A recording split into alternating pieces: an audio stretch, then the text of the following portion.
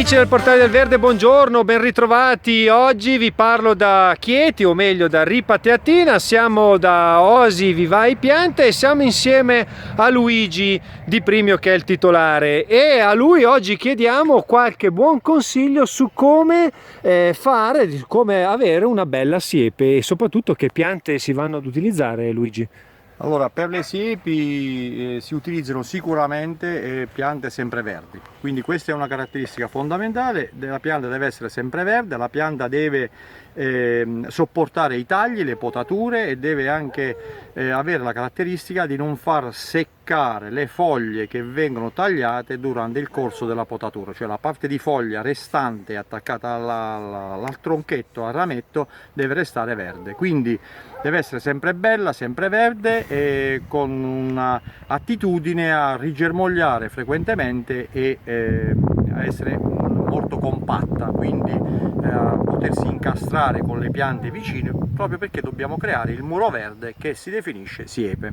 Noi qui abbiamo un esempio tipico di siepe che è molto... Cosa è? La Fotigna, giusto? È la Fotigna Red Robin, ed è una fotigna che piace molto ed è usatissima per le siepi, proprio perché nelle nuove vegetazioni, negli apici vegetativi, assumono un colore bordeaux, rosso bordeaux, e quindi danno, se possiamo inquadrare un po' in generale, possiamo vedere che queste punte che sono in crescita sono rosse, e quindi determina anche una colorazione della siepe che storicamente, strutturalmente era sempre solo verde. Quindi diamo anche una nota di colore, e se immaginiamo che la siepe è al bordo del giardino, capiamo bene che il prato che è prospiciente la siepe, essendo verde, si crea un contrasto cromatico tra questo rosso delle foglie che sono in nuova crescita con il prato verde sottostante.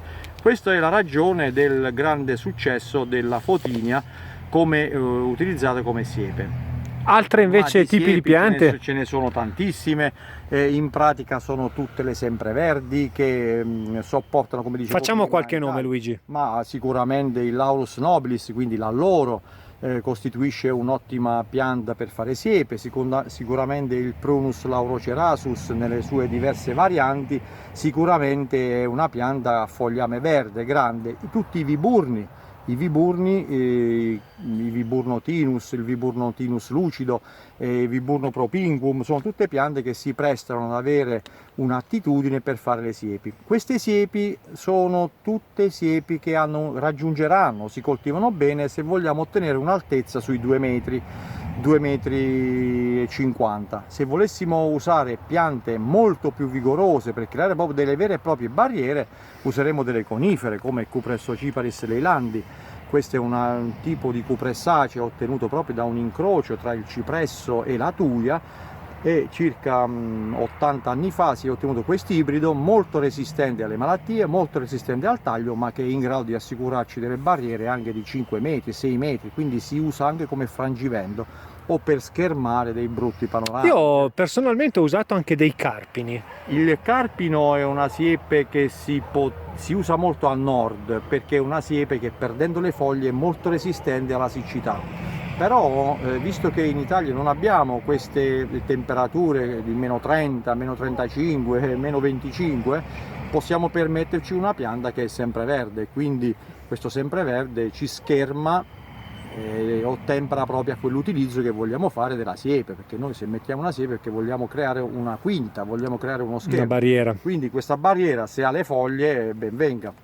Poi ci sono un'altra tipologia di siepe, tipo le scallonia, tipo il teucrium, tutte piante che ovviamente noi produciamo, gli eleagnus, sono tutte piante che vanno benissimo per le siepi, ma per delle siepi che si tengono bene al di sotto dei 2 metri, per arrivare poi al bosso, Buxus nano, Pumila nano, che è proprio una bordurina piccola. Quando è che si usa? Si utilizza proprio per fare delle bordure, delle ornamentali piccole, per bordare un vialetto, per avere un segno sul giardino, un percorso pedonale, per bordare un percorso pedonale, e quindi questa tipologia di pianta trova quell'utilizzo proprio perché ha una vegetazione contenuta, una vegetazione piccola e a crescita lentissima, e quindi si utilizza, fa parte sempre delle siepi, anche se è una bordura, ma fa parte sempre di quell'insieme di piante che si piantano una dopo l'altra per creare una continuità nell'ornamento del giardino.